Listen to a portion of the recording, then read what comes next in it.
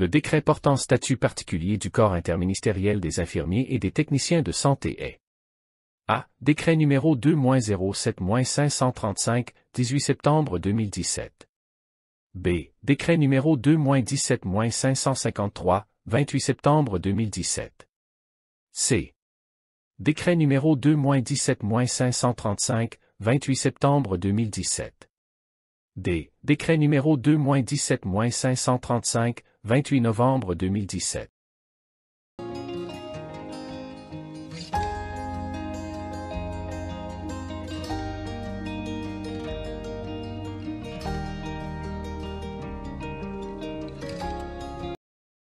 La réponse. C. Décret numéro 2-17-535, 28 septembre 2017. L'évaluation des apprentissages est A. Un processus qui peut être formel ou informel. B. Il consiste à recueillir des informations sur l'apprentissage réalisé. C. Il permet de prendre des décisions relatives à la qualité de l'enseignement fourni aux apprenants. D. Aucune proposition n'est correcte. L'évaluation des apprentissages est A. Un processus qui peut être formel ou informel. B. Il consiste à recueillir des informations sur l'apprentissage réalisé. C. Il permet de prendre des décisions relatives à la qualité de l'enseignement fourni aux apprenants. Formel ou informel. D. Aucune proposition n'est correcte. À recueillir des informations sur l'apprentissage réalisé. A. Un processus qui permet de prendre des décisions relatives à la qualité de l'enseignement fourni aux apprenants. À recueillir des informations sur l'apprentissage réalisé. Peut être formel ou informel. C. Il permet de prendre des décisions relatives. Parmi les propositions suivantes, indiquez celles qui sont justes. A. Les chartes de qualité sont des déclarations concises des priorités pour améliorer de façon mesurable la qualité des soins. B. Les chartes de qualité sont des déclarations détaillées et exhaustives des priorités pour améliorer de façon mesurable la qualité des soins. C. Elles définissent les marqueurs de qualité fondés sur les preuves. D. Elles définissent les marqueurs de qualité fondés sur les domaines thématiques et les ressources.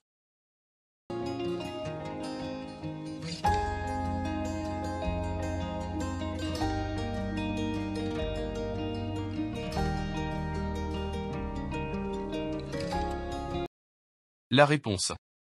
A.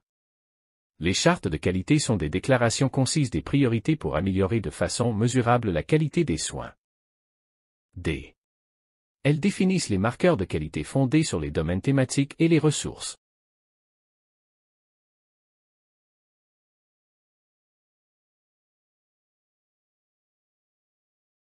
Parmi les principes du travail en équipe, on peut citer A. L'organisation et la collaboration. B. La synergie. C. La confrontation.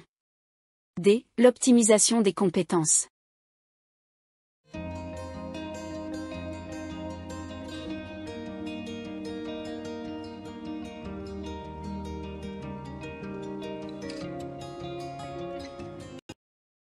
La réponse. A. L'organisation et la collaboration. B. La synergie. D. L'optimisation des compétences.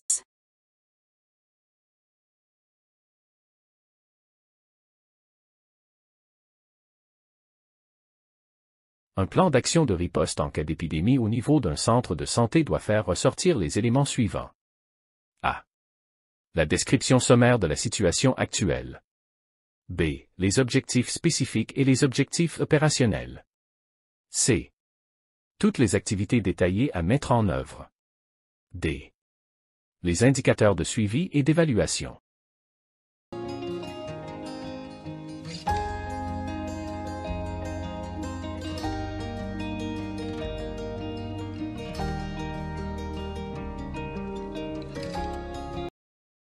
La réponse.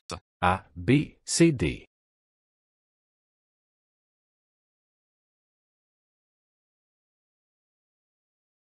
Un indicateur par niveau systémique peut être un indicateur d'activité. B. Un indicateur de disponibilité. C. Un indicateur de résultat. D. Un indicateur d'utilisation.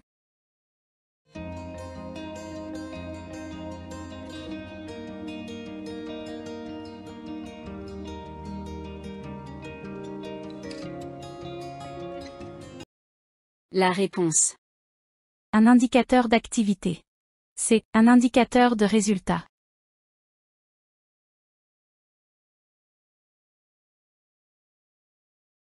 Pour une maladie. La réduction à zéro de l'incidence d'une maladie dans une zone géographique déterminée.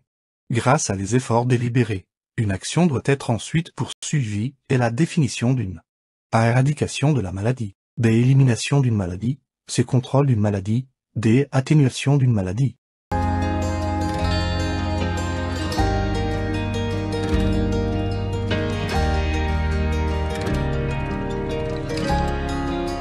La réponse.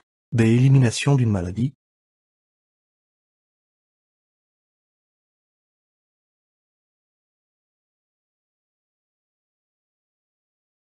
L'état de santé est le résultat de l'interaction de facteurs. A. Socio-économique. B. Habitudes de vie. C. Conditions environnementales. D. Organisation du système de santé.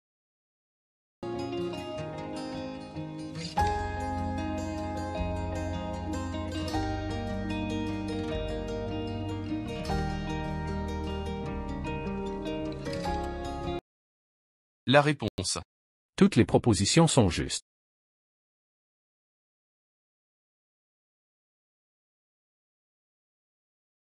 Parmi les dimensions de la qualité. A. Les compétences professionnelles. B. Les relations personnelles. C. La continuité. D. L'innocuité.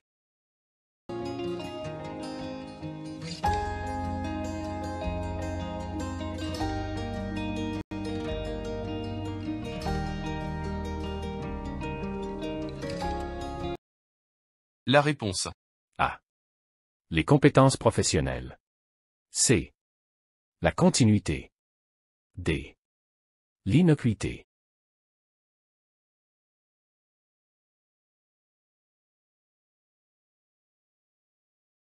Pour réussir l'opération de négociation, le leader doit avoir les qualités suivantes.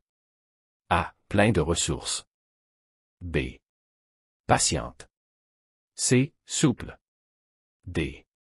D'un esprit de synthèse assez développé.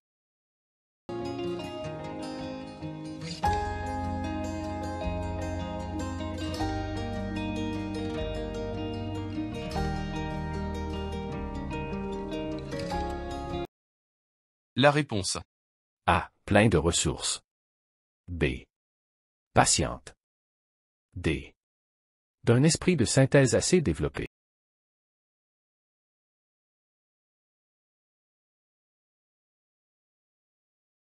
Les objectifs d'un système d'information sanitaire sont A. Répondre aux objectifs de santé clairement définis et quantifiés. B. Collecte, exploitation et transmission des données. C. Produire et diffuser des informations utilisables par les décideurs, les professionnels de santé et la population. D. Coordonner les sources et la qualité de l'information.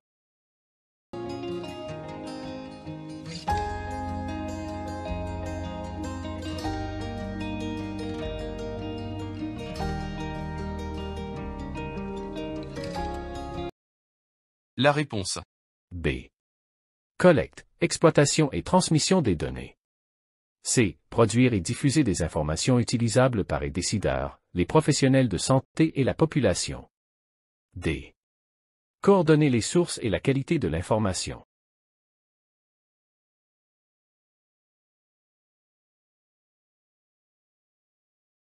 Selon l'OMS, l'évaluation des programmes de formation en soins infirmiers et obstétricaux doit mettre l'accent sur A. La détermination de la pertinence de la gouvernance. B. Le contenu des programmes. C. Les compétences à atteindre par les apprenants. D.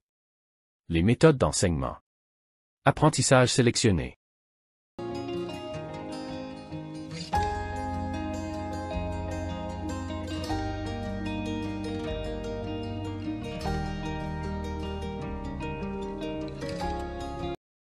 La réponse. A. La détermination de la pertinence de la gouvernance. B. Le contenu des programmes. C. Les compétences à atteindre par les apprenants. D. Les méthodes d'enseignement. Apprentissage sélectionné.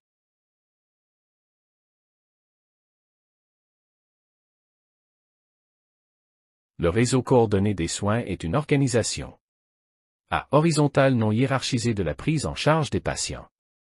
B. Horizontale hiérarchisée de la prise en charge des patients. C. Verticale pluridisciplinaire de la prise en charge des patients. D. Aucune proposition n'est juste.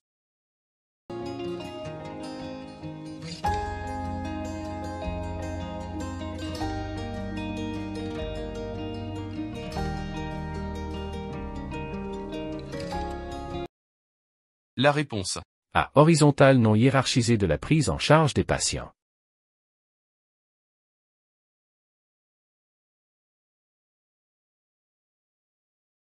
Le réseau des établissements de soins de santé primaire comprend des structures spécialisées d'appui, à savoir A. Le Centre de référence pour la santé reproductive, CRSR. B. Le Centre de diagnostic et de traitement des maladies respiratoires, CDTMR. C. Les laboratoires de santé publique, laboratoires de diagnostic épidémiologique et d'hygiène du milieu. D. Les centres d'addictologie.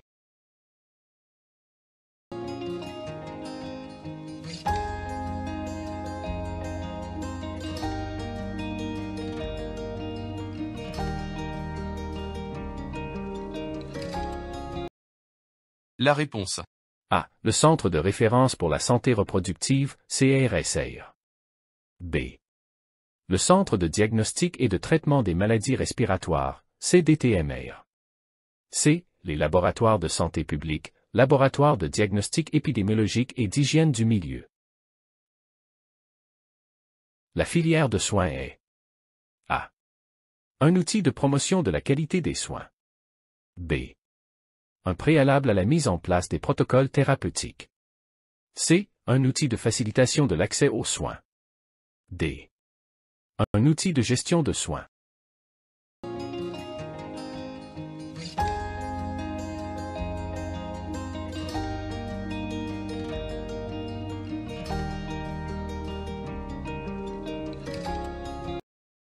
La réponse. B. Un préalable à la mise en place des protocoles thérapeutiques. C. Un outil de facilitation de l'accès aux soins.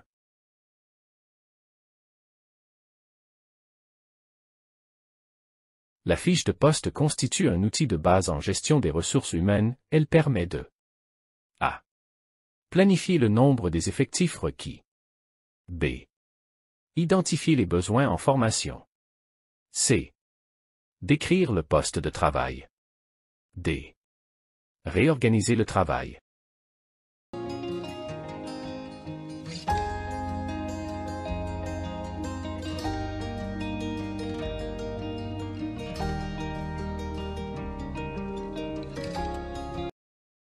La réponse.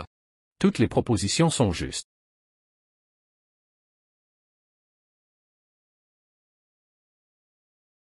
Parmi les fondements de la loi-cadre septembre 2021 relative à la protection sociale. A. L'augmentation du taux d'intégration des PSH dans la fonction publique. B. La généralisation des allocations familiales, 9 millions d'enfants en âge de scolarité. C. La généralisation de l'assurance maladie obligatoire aux alentours de 23 millions de personnes. D. Aucune proposition n'est juste.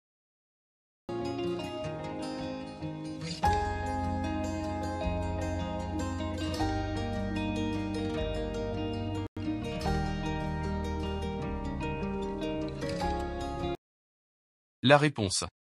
D. Aucune proposition n'est juste.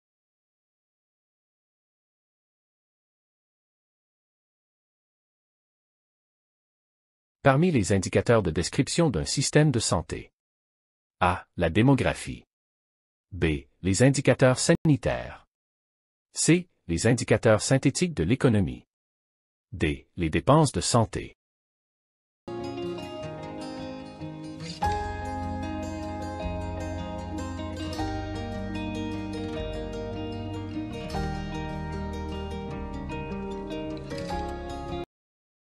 La réponse. Toutes les propositions sont justes.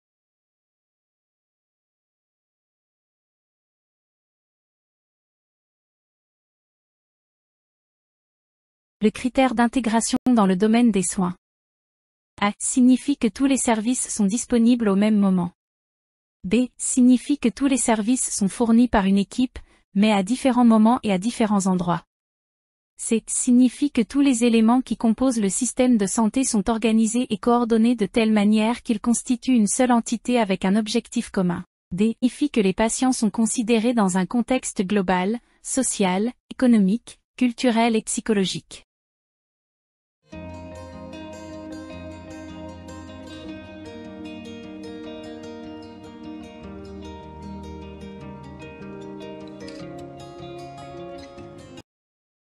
La réponse.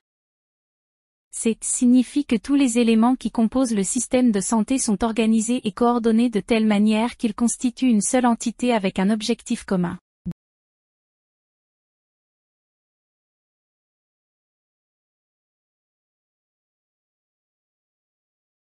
Généralisation de la couverture sanitaire envisage. A. 22 millions de personnes supplémentaires en 2022. B. 23 millions de personnes supplémentaires en 2022. C. 22 millions de personnes supplémentaires en 2023. D. 24,5 millions de personnes supplémentaires en 2023.